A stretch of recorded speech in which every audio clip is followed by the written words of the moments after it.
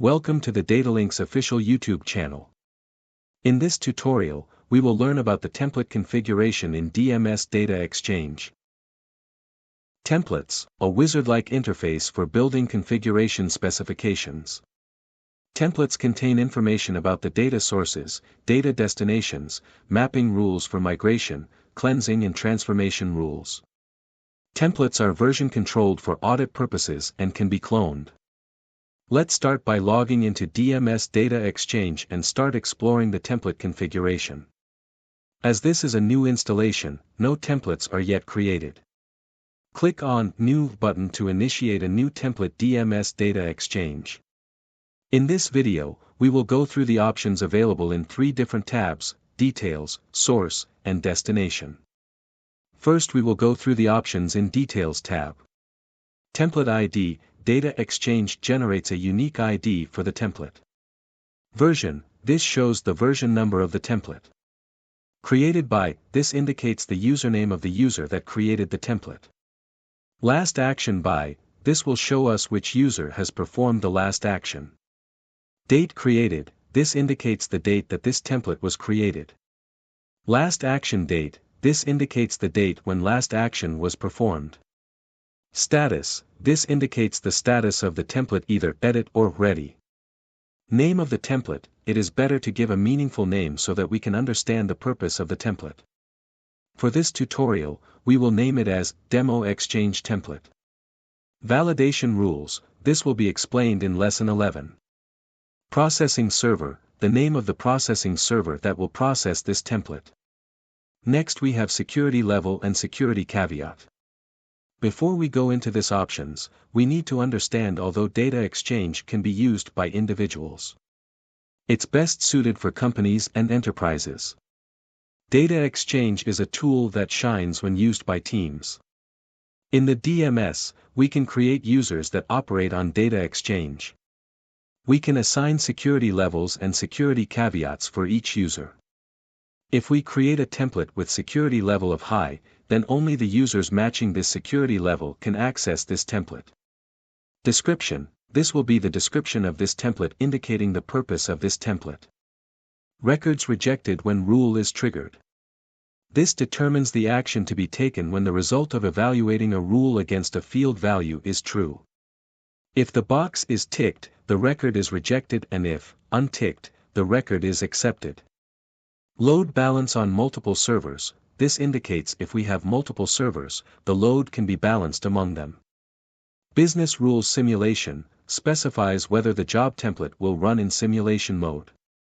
In simulation mode, the business rules associated with the template are evaluated against the source data, however the outcome of the evaluation is not applied to the destination.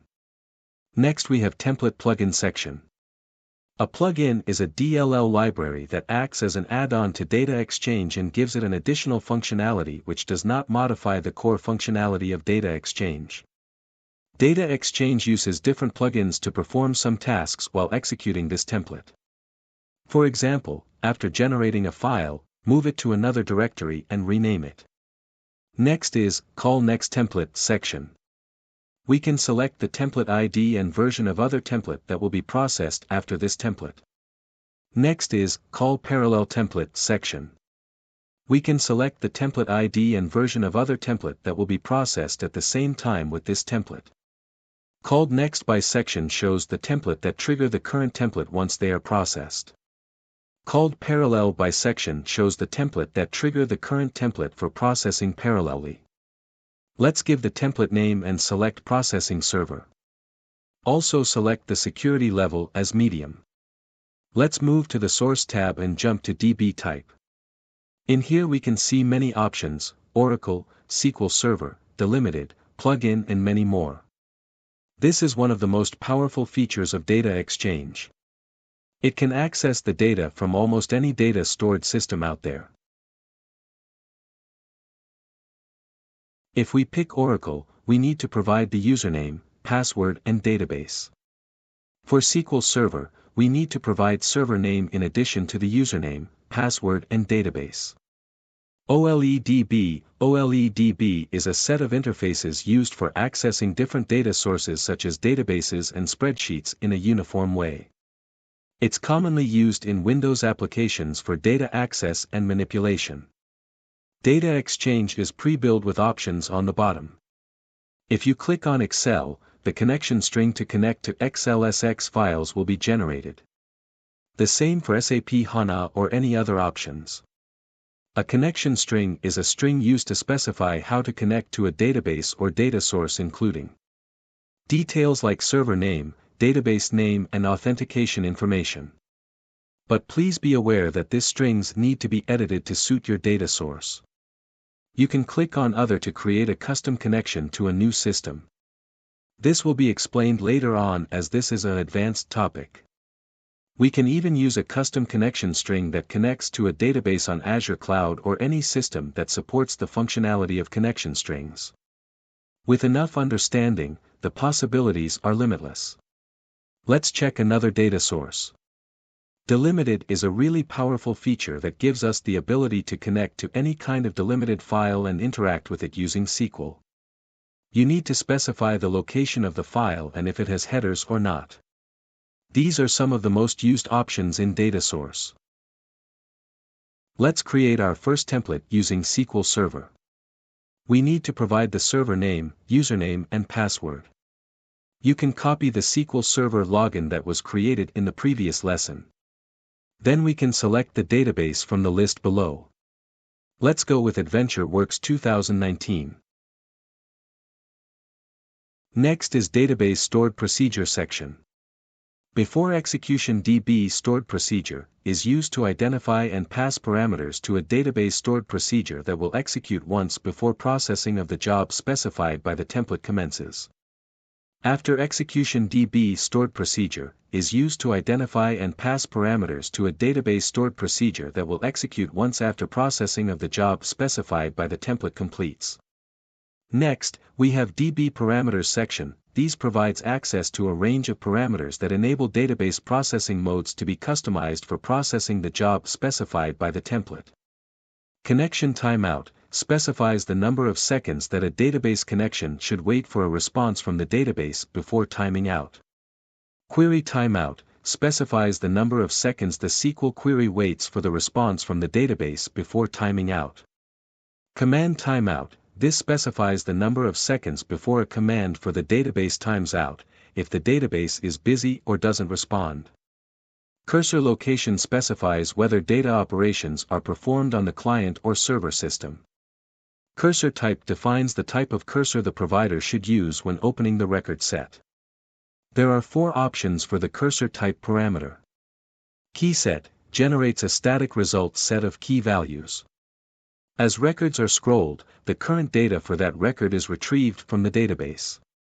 New records that will not be returned in the original result set cannot be seen until the query is rerun.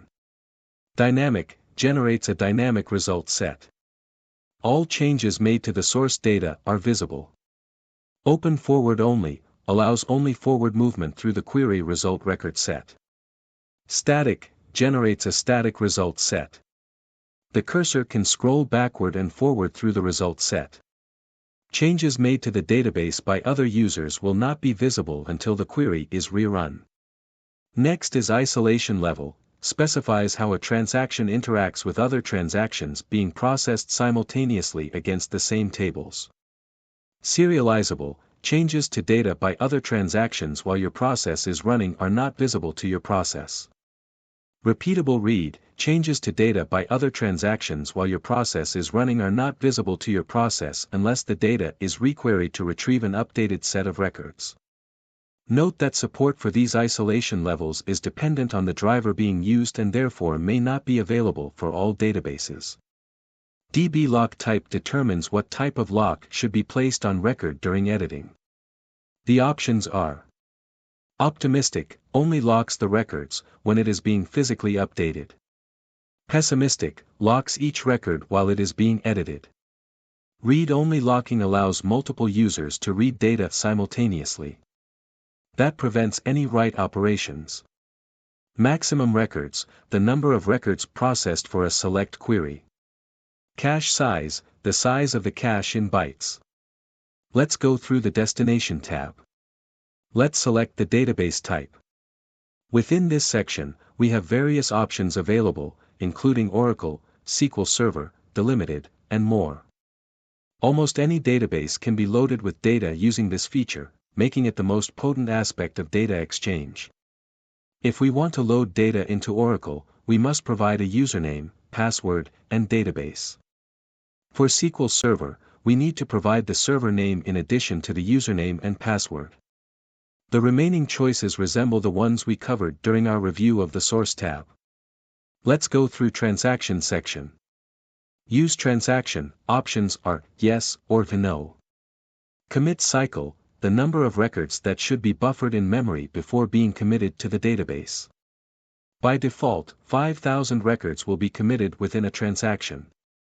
Stop on DB errors, we can specify the template to stop on database errors. Options are yes or no. Marshal method is used when the dataset component uses a client-side cursor and data changes are to be sent back to the server. Marshal method specifies which records in the local record set are sent to the middle tier or server. Options are marshal all, the results in all records in the local record set being packaged and sent back. Marshal modified only, sends back only those records that have actually been changed in the local record set. The default value for marshal method is marshal all. Let's look into other DB type options. If we wish to extract files, then select Files as DB type. We can choose any of the file encoding options available. We can also change the date and time format to be displayed on the files. In our upcoming videos, we'll delve deeply into the Data Mapping tab during Lesson 5 on template sequence configuration, followed by a thorough examination of template destination tables in Lesson 6. Thank you for watching.